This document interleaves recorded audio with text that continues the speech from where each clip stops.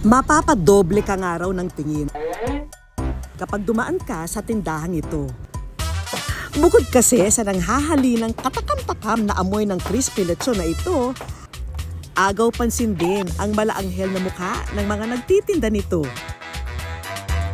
Ito po, parang gusto niyo po pichitin? Ang all-girls squad pala sa likod ng lechonang ito, mag-iina? Oh, shook kayo no? Kung hindi nyo maituro kung sino ang nanay sa kanila, tutulungan na namin kayo. Meet our 52-year-old mommy, Elena. Siyempre parang ang sarap sa pakiramdam, diba? Namana raw ng magkakapatid na Ronela, Ella at Elaine ang kanilang face card mula sa kanilang ina. At kung tatlo lang daw silang nakikita nyong nagtitinda, eto pa ang isang pasabog. Si Elena kasi, mother of 7 artistahin daw talaga. Ganda! Pero kung anong ikinaganda ng lahi niya, yun din naman daw ang ikinapangit ng naging buhay pag-ibig ni Elena. Taong 2013 nang mabiyuda si Elena. Nagkaroon naman siya ng 2 pang karelasyon matapos nito pero pareho ring bigo. At dahil single mom, siya ang lahat ng tumutustos sa mga pangangailangan nila. Ang hirap talaga pag nag-iisa ka. Ay syempre yung pag nagkakasakit yung mga anak, diba? Nung nawala yung father namin, parang siya yung naging nanay at tatay sa amin. Ang ipinagpapasalamat naman daw ni Elena, biniyayaan siya ng mababait na anak. Ay, mababait. Malas man ako sa mga partner, pero may mga anak naman akong binigay ng taas na sa akin, ganyan. So, swerte. Tsaka proud ako sa mga anak ko ngayon. Dati na raw nagtitinda ng gulay, manok at baboy sa palengke si Elena. Before, okay naman. Nakakauwi ako ng 3,000. Bata pa lang, kasakasama na raw ng magkakapatid ang ina sa pagtitinda. At natuto na rin silang dumiskarte para kumita. Since grade 5 pa po kami, tatanungin kami ng mga kaklase namin, meron ba kayong ganito? Kahit wala kaming ganon, pupunta kami Baclaran, Divisoria, hanapin namin, tutubuan lang namin konti para meron kami pambaon sa school. Dahil sa pandemya, nahinto raw si Elena sa pagbebenta. Tapos sumabay pa yung pagpapagawa ng palengke na binakayan, kaya parang humina yung bilihin doon. Buti na lang daw at hindi lang ganda ang namana ng mga anak ni Elena. Pati na ang pagkamaabilidad. Ang magkakapatid, nag-isip ng ibang mapagkakakitaan. Para din po, may magawa po siya sa pang-araw-araw, tsaka para may sarili din po siyang pera niya, income niya, ganun po. Nagsimula raw talaga ang idea ng lechon rice nang minsang makatanggap ng regalong lechon si Ronela. Kasi pangarap ko lang talaga makatikim ng lechon kasi hindi ko naman po talaga kayang bumili ng lechon. Parang last 2 years ago po yun. May nagregalo lang po ng birthday ko, lechon. Tuwan-tuwa po kami nun. Dito naisipan ng magkakapatid na magtayo ng lechon business na masarap pero abot kaya sa bulsa. Hanggat sa inisip namin, marami din katulad namin hindi nakakabili po ng lechon. Kapatid ko naman, rice boy at salsa boy. So inisip po namin na budget meal para at least matuwa sila na sa halagang 100 pesos po, makakain sila ng lechon. At pagbukas ng tindahan, wala raw naglalaro ng ganda-gandahan. Lahat sila laban sa pagkalechonera.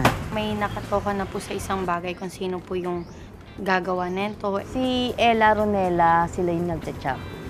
Tapos ako sa rice, sa sauce. Ako po yung nag-a-answer po ng mga inquiries po online. Lechon niya kakaiba yung lasa. Hindi siya maalat, yung tama lang. Super affordable na niya. Para sa madla. 100 lang, di ba? Meron ng lechon meal. Lechon belly na tinitinda ng magagandang kabataan na nagmana sa kanilang nanay. Hindi katakataka nang mag-viral ang mag-iina. Say kasi ng mga netizen, ang madalas na pangmatong trabaho sa lechonan, sisiw sa kanila.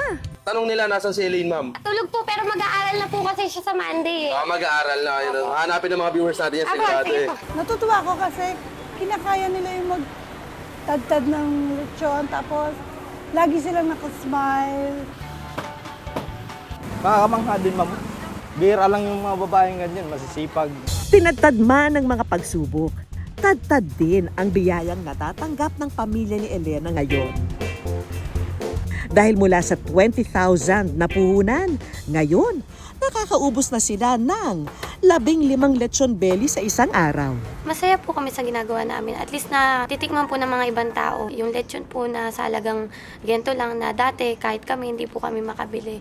Masaya din naman po kahit nakakapagod. Sobrang laki ng tulong talaga. Makakapag-aral na yung 3 kapatid nila. 50 pieces daw po ang ipapamigay natin. Bigay ni Sir, ayan.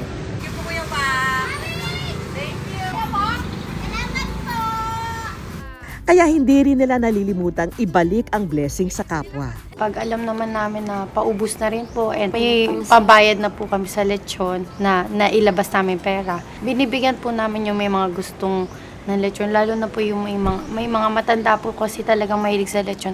At ngayon na nga, may pa-early Father's Day treat ang mag-iina. Hi, Tay! Hi, Tay! Kamusta po? Kamusta po?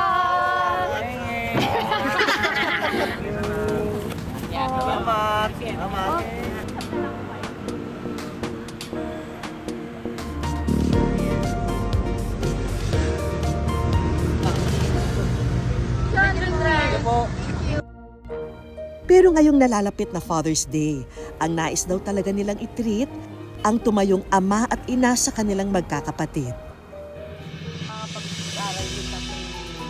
Hi, May! Meron kaming may gift kami sa'yo dahil magpa-Father's Day ngayon.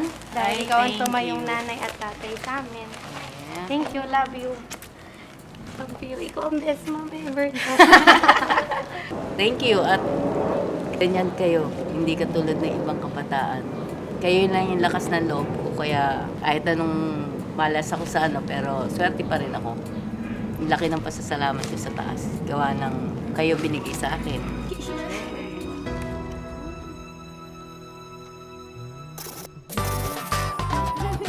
Sa paningin ng anak, wala nang mas gaganda pa sa isang magulang na kinakaya ang pagiging ina at ama para sa pamilya.